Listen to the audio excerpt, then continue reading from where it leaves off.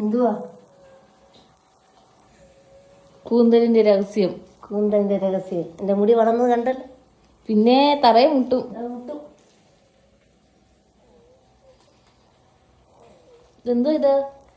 ഈ ചെമ്പരത്തി ഇല, ചെമ്പരത്തിപ്പൂ, മുരിങ്ങയില, കറ്റാർവാഴ, മുട്ട, ഉലുവ എല്ലാം ഉണ്ട്. Okay bye.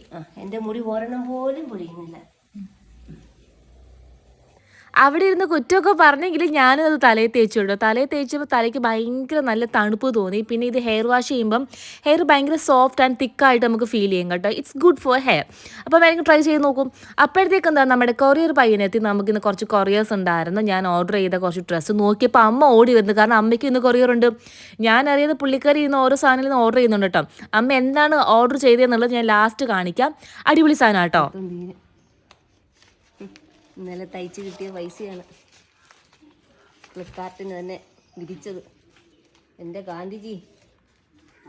ഞങ്ങൾക്ക് സ്ഥിരമായിട്ട് കൊറിയർ കൊണ്ടുതരുന്ന ഇവരാണ്. പക്ഷെ ടിപ്പ് കൊടുത്താൽ വാങ്ങിക്കത്തതേ ഇല്ല. അങ്ങനെ ഒരു സ്വഭാവം ഉണ്ട് ഇവർ കേട്ടോ. ഇതെനിക്ക് ആവശ്യമുള്ള സാധനം എൻ്റെ ചെറുക്കന് കൊടുത്തുവിടാനാണ്. എൻ്റെ ചെറുക്കനെ സാധനങ്ങൾ ഇട്ട് വെക്കാൻ. കണ്ട കണ്ട ലിങ്ക് ഞാൻ മുകളിൽ കൊടുത്തിരിക്കാം കേട്ടോ.